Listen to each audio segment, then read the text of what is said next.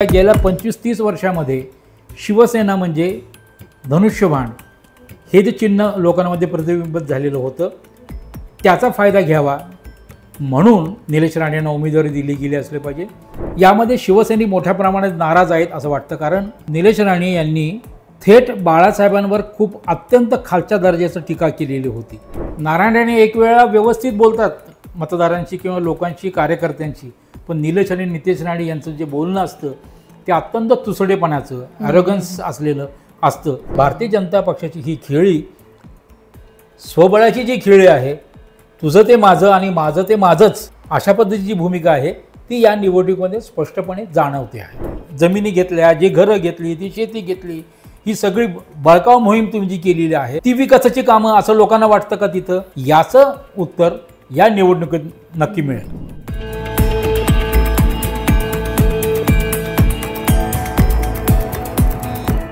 स्वातंत्र्याची 100री पूर्ण केलेला भारत कसा असेल? NH4, समृद्धी आणि शक्तीपीठ, महाराष्ट्राच्या हायवे संस्कृतीचं वास्तव नक्की काय आहे? आर्टिफिशियल इंटेलिजन्स माणसाचा स्पर्धक होणार का? बदलत्या काळाप्रमाणे आपलं खाणंही बदलतंय का? महाराष्ट्राच्या विकासाचा तिढा नेमका काय आहे? अशा असंख्य प्रश्नांची उकल करणारा, विविध रिपोर्टाज आणि दिग्गज लेखकांच्या लेखांनी सजलेला व्हायटल कंटेंट नेटवर्कचा फ्युचरिस्टिक दिवाळी अंक द इनसाइट अंक घरपोच मागवण्यासाठी डिस्क्रिप्शनमध्ये दिलेल्या लिंकवर क्लिक करा. नमस्कार मित्रांनो, द पॉलिटिक्समध्ये आपल्या सगळ्यांचं अगदी मनापासून स्वागत. आणि आज आपल्यासोबत चर्चेला आहे ज्येष्ठ पत्रकार हरीश केंची. सर, स्वागत आहे. नमस्कार सर, आजचा आपला चर्चेचा विषय आहे निलेश राणेंची शिवसेनेत एंट्री, म्हणजे शिवसेनेत त्यांनी पक्षप्रवेश केलेला आहे. जनरली काय होतं, निवडणुका जवळ आल्या की इकडनं जाणारे तिकडे, तिकडनं जाणारे इकडे, अशा बऱ्याच जणांची संख्या वाढत असते. यंदा तर भाजपमधनं बाकीच्या पक्षांमध्ये जाणाऱ्यांची संख्या जास्त होती. आणि यातली सगळ्यात महत्त्वाची जी गोष्ट मानली जाते आत्ता या 2-3 दिवसामध्ये जी चर्चेत होती ती निलेश राणेंचा शिवसेनेत प्रवेश. निलेश राणे म्हणण्यापेक्षा राणेंचा शिवसेनेत प्रवेश हा एक खूप मोठा चर्चेचा विषय सध्या माध्यमांमध्ये पण चालू आहे आणि लोकांमध्ये सुद्धा खूप चर्चा आहे.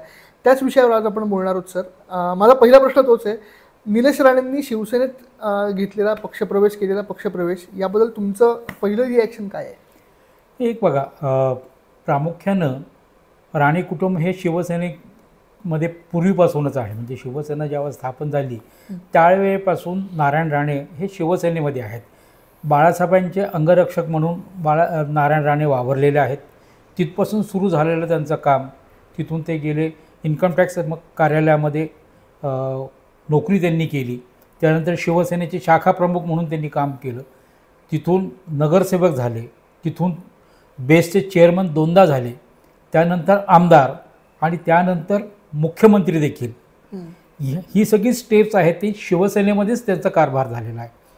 परंतु ज्या वेळेला उद्धव ठाकरे यांचा उदय झाला आणि राजकारणामध्ये एक चॅलेंज उभं राहिलं असं त्यांना वाटायला लागलं, त्यावेळेला दोघांच्यामध्ये मतभेद निर्माण झाले आणि त्यातून राणेंना बाजू करण्याचं किंवा राणेंना आव्हान देण्याचं हे कामकाज शिवसेनेमधून सुरू झालं आणि त्यानंतर राणे शिवसेनेतून बाहेर पडले. राणे यांचा मतदारसंघ कुडाळ मालवण हाच मतदारसंघ होता, तिथून ते आमदार झाले होते. परंतु त्यानंतर ज्या वेळेला मतभेद झाले आणि शिवसेनेतून बाहेर पडले किंवा शिवसेनेतून त्यांना बाहेर काढलं गेलं, त्यानंतर झालेल्या निवडणुकांमध्ये पहिली जी निवडणूक झाली त्या निवडणुकीमध्ये नारायण राणेंनी बाजी मारली, शिवसेनेचा पराभव झाला. त्यावेळेला परशुराम उपरकर म्हणून त्यांचे कार्यकर्ते होते, ते त्या निवडणुकीला त्यांच्या विरोधात उभे होते. अगदी बाळासाहेब ठाकरे यांनी देखील तिथे सभा घेतली, सभेत दंडवत घातला की नारायण राणे यांना पराभूत करा म्हणून. पण कुडाळ मालवणच्या लोकांनी, मतदारांनी नारायण राणे यांचा विजय केला. त्यावेळेला शिवसेनेचं ऐकलं नाही, कारण त्यावेळेचा जो इतिहास होता त्यांचा तो एक वेगळा इतिहास होता, कारण त्या भागाचा विकास त्यांनी मोठ्या प्रमाणात केलेला होता. दुर्दैवानं त्यानंतर झालेल्या 2 निवडणुकीमध्ये नारायण राणे यांचा पराभव त्याच मतदारसंघातून झाला. शिवसेनेचे वैभव नाईक आहेत, यांनी त्यांना दोन्ही वेळेला पराभव केला. वैभव नाईक हे श्रीधर नाईक यांचे पुतणे आणि श्रीधर नाईक यांचं तिथं खून झाला, त्यांचं मर्डर झालं आणि त्याच्या पाठीमागं राणेंचा हात होता अशी चर्चा त्यावेळेला झाली होती. त्याच्यामुळे तिथे असलेला आणखीन एक सत्यविजय भिसे म्हणून आहे, त्याचाही तिथे खून झाला.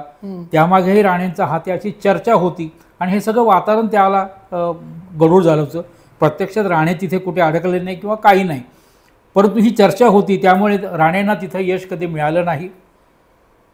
आज मात्र अशी परिस्थिती निर्माण झाली की दोन्ही वेळा पराभूत झाल्यानंतर पुन्हा तिथं नारायण राणे उभे राहतील का, तर नाही, ते आता खासदार आहेत. नितेश राणेंसाठी वेगळा मतदारसंघ आता अवेलेबल आहे.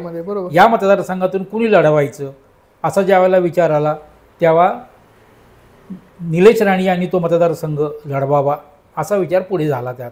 परंतु जागा वाटपामध्ये ती जागा शिवसेनेकडे गेलेली होती आणि भारतीय जनता पक्षामध्ये असलेले निलेश राणे हे त्यासाठी शिवसेनेमध्ये आले. या पाठीमागची पार्श्वभूमी अशी की निलेश राणे हे खासदार होते. त्यांनी 3 वेळा निवडणूक लढवली. त्या 3 वेळा निवडणुकीमध्ये 2दा त्यांचा पराभव झाला आणि शेवटचा पराभव हा मोठा पराभव होता.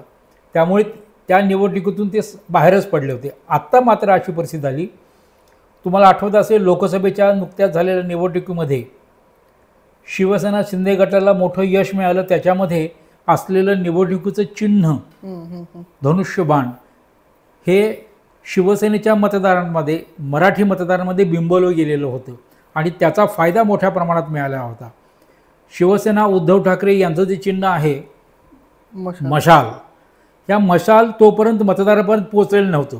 पण इतक्या गेल्या 25-30 वर्षामध्ये शिवसेना म्हणजे धनुष्यबाण हे जे चिन्ह लोकांमध्ये प्रतिबिंबित झालेलं होतं, त्याचा फायदा घ्यावा म्हणून हे सोबत कदाचित निलेश राणेंना उमेदवारी दिली गेली असले पाहिजे आणि त्यातून आपल्याला तिथे पुन्हा विजय मिळवता येईल अशा प्रकारचा मानस राणे कुटुंबियांचा आहे असं मला वाटतं. पण यामध्ये शिवसैनिक मोठ्या प्रमाणात नाराज आहेत असं वाटतं, कारण निलेश राणे यांनी थेट बाळासाहेबांवर खूप अत्यंत खालच्या दर्जाची टीका केलेली होती. ती टीका शिवसैनिकांना खूप बोचलेली होती. अगदी आनंद दिघे यांच्या मृत्यूला बाळासाहेब ठाकरे हेच कारणीभूत आहे अशा प्रकारचं वक्तव्यही त्यांनी केलेलं होतं.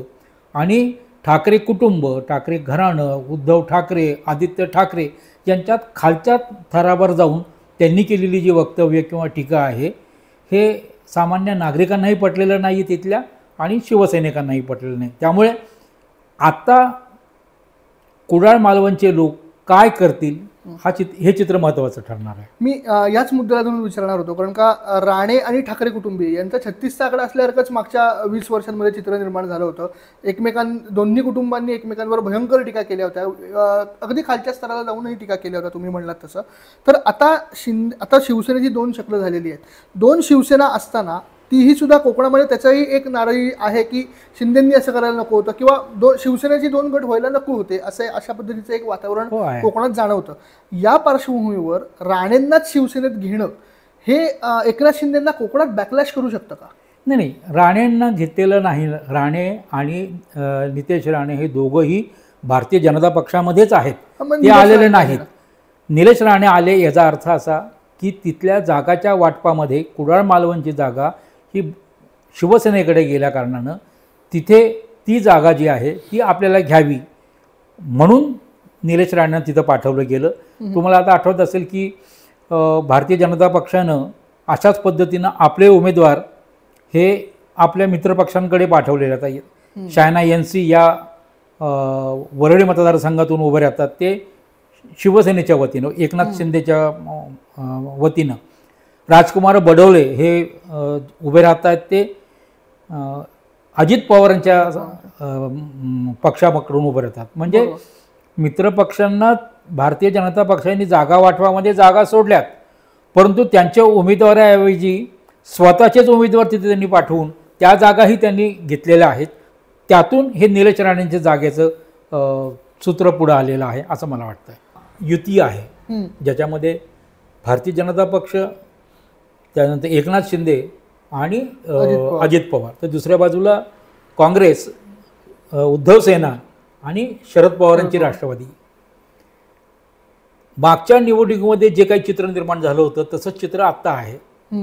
भारतीय जनता पक्षाने अशी चाल खेळलेली आहे. शिवसेनेच्या या गटाविरुद्ध शिवसेनेचा तो गट कसा उभा राहील आणि दोघांमध्ये कशी झुंज लागेल हेच त्यांनी पाहिलेलं आहे. राष्ट्रवादी काँग्रेसमध्ये शरद पवारांच्या विरोधात अजय पवार कसे उभे राहतील, त्यांचे उमेदवार कसे उभे राहतील, हा त्यांच्या दोघांमध्ये लढत कशी होईल. त्यामुळे त्यांच्या आत्ता असलेल्या जागा या वाढण्याची शक्यता अजिबात नाही. त्या झाल्या तर कमीच होतील, अजिबात नाही. परंतु इथे 165 जागा भारतीय जनता पक्ष लढवते आहे आणि या दोन्ही मित्रपक्षांमध्ये आपले उमेदवार उभे करत आहेत. म्हणजे उद्या जर यश मिळालं तर स्वबळावर सत्ता स्थापन करायचं स्वप्न जे भारतीय जनता पक्षाचं आहे ती यातून स्पष्ट होतं. दुर्दैवानं जे दोन त्यांचे साथीदार आहेत एकनाथ शिंदे आणि अजित पवार यांची मात्र इथं गोची झालेली आहे. याचं कारण असं, जर आघाडीमध्ये तुम्ही पाहिलं तर तिन्ही पक्ष ही स्वतंत्र आहेत, स्वतंत्र निवडणुका लढवू शकतात, स्वतंत्र किती जागा लढवायच्या काय हे ठरवू शकतात. तसं हे दोन्ही पक्ष ठरवू शकत नाहीत. एकनाथ शिंदेंना भारतीय जनता पक्षाला अवलंबून राहील, ते देतील तेवढ्याच जागा त्यांना घ्याव्या लागतील, अधिकचं त्यांना मागता येणार नाही. तसंच अजित पवारांचं आहे, ते जेवढ्या जागा देतील तेवढ्याच जागा त्यांना लढवायला लागणार आहेत आणि तुम्ही तेवढंच मर्यादित राहा. तुम्ही जे स्वप्न पाहतायत की आम्हाला मुख्यमंत्री होता येईल, हे अजिबात शक्य नाही.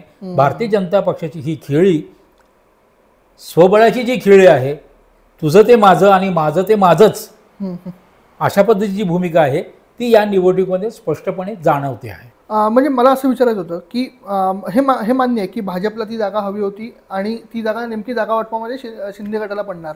तर या समीकरणासाठी राणेंचं पक्षप्रवेश करण्यात आला ही गोष्ट मान्य आहे, कारण का कालचा सोहळा सुद्धा त्यांनी संयुक्तिक महायुतीचा सोहळा म्हणून साजरा केला होता. पण ह्याच्यातनं जो एक संदेश जातोय की 20 वर्षानंतर राणे पुन्हा शिवसेनेत येणार, पुन्हा शिवसेनेकडनं लढावं लागतंय राणेंना, हा जो एक संदेश पूर्ण कोकणात गेलेला आहे त्याचा परिणाम शिंदेंवर होईल का? कारण का आता शिंदेंचं जर का महायुतीतलं स्थान बघितलं तर ते स्ट्रॉंग आहे आता, किंवा या लोकसभेला सुद्धा भाजप शिवसेनेने मिळून कोकण सर केला, नारायण राणे खासदार झाले तिकडनं. तर अशा परिस्थितीमध्ये हा संदेश जाणं कितपत चांगलं असेल शिंदेंसाठी की महागात पडू शकेल? गेल्या 5 वर्षाचं राजकारण तुम्ही जर पाहिलं तर शिवसेना ह्या 2 गटामध्ये विभागली गेलेली आहे. परंतु लोकसभेला यश, मगाशी मी जे म्हटलं त्या पद्धतीमध्ये चिन्ह आणि पक्ष हे एकनाथ शिंदेकडे गेल्यामुळे उद्धव ठाकरे यांना नव्यानं सगळी सुरुवात करावी लागलेली आहे. त्याचा परिणाम कोकणामध्ये झाला नाही असं नाही, कारण चिन्ह आता कोकणामध्ये राहतं कोण? प्रामुख्यानं वयस्कर माणसं आहेत किंवा लहान माणसं आहेत, की तरुण पिढी ही सगळी मुंबईमध्ये गेलेली आहे, मुंबईला नोकरीसाठी तिकडे गेलेली. पण तिथं राहणारी सगळी मंडळी वयस्कर मंडळी, काही वेळेला अशिक्षित आहेत, कमी शिक्षित आहेत. यांच्याकडे शिवसेनेचं चिन्ह म्हणजे धनुष्यबाण हे बिंबवलं, गेल्या काही वर्षात बिंबवलं गेलं होतं. त्याचा परिणाम कोकणामध्ये झालेला आहे. म्हणून शिवसेनेच्या वतीनं ते उभं राहावेत ही जी चाल आहे ती नारायण राणेंनी खेळलेली आहे. नारायण राणेंचं व्यक्तिमत्व घडलं किंवा एखाद्या सामान्य कार्यकर्ता मुख्यमंत्री पदावर केंद्रीय मंत्रिपदापर्यंत पोहोचतो, याच्या पाठीमागे शिवसेनाच आहे हे याची जाणीव त्यांना माहिती आहे. नारायण राणे यांनी अनेकदा बाळासाहेबांबद्दल ऋण व्यक्त केलेलं आहे, परंतु त्यांचं वैयक्तिक मतभेद जे आहेत ते उद्धव ठाकरेचे असल्याकारणानं उद्धव ठाकरेंच्या विरोधात जेवढं काही त्यांना बोलता येईल, म्हणजे अगदी खालच्या पातळीवर जाऊन काय होईना त्या सगळ्या पातळीवर जाऊन त्यांनी त्यांच्या विरोधामध्ये आपले मतप्रदर्शन केलेलं आहे, त्यांच्यावर टीका टिप्पणी केलेली आहे, त्यांच्याबद्दल नको ते बोललेले आहेत. हे सगळ्या कोकणाला माहिती आहे. जर कोकणामध्ये ही परिस्थिती निर्माण झाली तर मात्र उद्धव ठाकरेंच्या सेनेचं अवघड आहे हे मात्र निश्चित.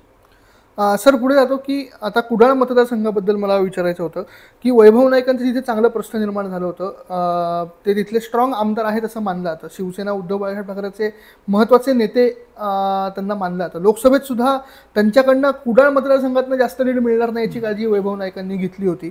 तर आता एवढ्या स्ट्रॉंग मतदारसंघामध्ये राणे येणं, कारण का निलेश राणेंनी सुद्धा त्यांच्या कालच्या भाषणात सांगितलं जे माझं आहे त्याच्यावर मी क्लेम करायला लागलोय. म्हणजे जिथे माझ्या वडिलांचा पराभव झाला, पूर्वी माझ्या वडील तिकडनं निवडून पण आले होते, तर अशा परिस्थितीमध्ये तो मतदारसंघ आमचा आहे, तो आम्हाला परत मिळवायचा आहे, या ईर्षेने मी निवडणुकीमध्ये उतरतोय. त्यांनी वैभव नाईकांवर अनुल्लेखाने खूप टीका केल्या, विकास कामांवर त्यांनी भाष्य केलं. तर एकंदरीत कुडाळमध्ये आता तुम्हाला परिस्थिती काय दिसते? वैभव नाईक अजूनही स्ट्रॉंग आहेत का, की निलेश राणे आल्यामुळे त्यांचं पारडं आणखीन खाली जाणार आहे वैभव नाईकांचं?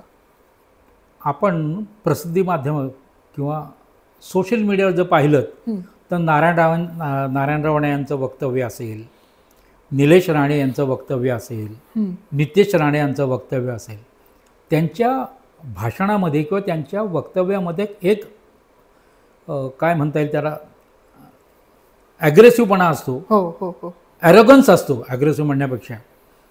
त्यामुळे त्यांचं जे तिथलं वावरणं आहे ते एखाद्या गुंडासारखं वावरणं आहे.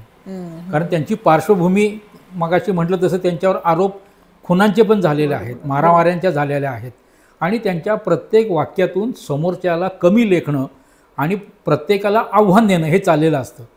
त्यामुळे कुडाळ मालवण भागामध्ये राणे यांची भीती असणारं अनेक लोक आहेत की नको यांच्या नादीच लागायला नको, यांना जर एकदा ताकद दिली तर हे आपल्या डोक्यावर मिऱ्या वाटल्याशिवाय राहणार नाहीत असं वाटत असल्या कारणाने गेल्या 2 निवडणुकीमध्ये खुद्द नारायण राणेंचा पराभव झाला आहे. तर निलेश राणे कुठे तिथे टिकावं लागणार आहे? मला नाही वाटत त्यांचा काही टिकावं लागेल. कारण नारायण राणे एक वेळा व्यवस्थित बोलतात मतदारांशी किंवा लोकांशी, कार्यकर्त्यांशी, पण निलेश आणि नितेश राणे यांचं जे बोलणं असतं ते अत्यंत तुसडेपणाचं, ॲरोगन्स असलेलं असतं.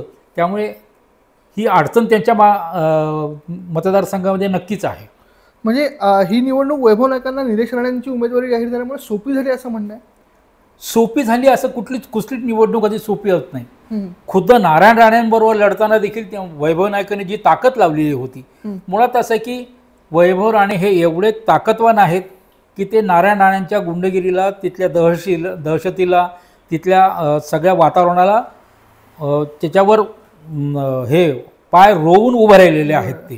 त्यामुळे तिथल्या सामान्य लोकांना तो एक आशेचा किरण वाटत असला पाहिजे, म्हणूनच दोन्ही निवडणुकीमध्ये त्यांना मतं दिलीत. साहजिकच निलेश राणेंनी जी काल टीका केली की आम्ही विकासाचं काम करतो आणि ते फक्त राणेवर टीका करत राहतात. मुळात असं आहे, तुमचं अस्तित्व कशावर आहे हे तुम्हालाही माहिती आणि वैभव नाईकांनाही माहिती. त्यामुळे वैभव नाईक हे आपल्या पद्धतीनं कामकाज करत असतात आणि तुम्ही तुमच्या पद्धतीने काम करा. तुम्हाला असं वाटत असेल की तुम्ही केलेली कामं ही सगळी विकासाचीच कामं आहेत का, तुम्ही जी जमिनी घेतल्या, जी घरं घेतली, ती शेती घेतली, ही सगळी बळकाव मोहीम तुम्ही जी केलेली आहे ती विकासाची कामं असं लोकांना वाटतं का तिथं? याचं उत्तर या निवडणुकीत नक्की मिळेल. सारखं घराणेशाहीचा एक मुद्दा आता खूप ऐरणीवर आलेला आहे आपल्या या सगळ्या विधानसभेच्या चर्चांमध्ये. तर आता लोकांचा एकंदरीत असा एक समज असतो किंवा पक्षांचा सुद्धा समज असतो की एकाच घराण्यात 2-2 तिकीटं द्यायला नको, लोकांना सुद्धा ते आवडत नाही आवडत, बरेच घटना घडत असतात. आता दोन्ही म्हणजे भावांना, दोन्ही राणे बंधूंना तिकीटं मिळालेली आहेत, एक कणकवली आणि एक कुडाळ. तर भाजपमध्ये सुद्धा हळूहळू त्या घराणेशाहीचा अंश दिसायला लागलाय तुम्हाला?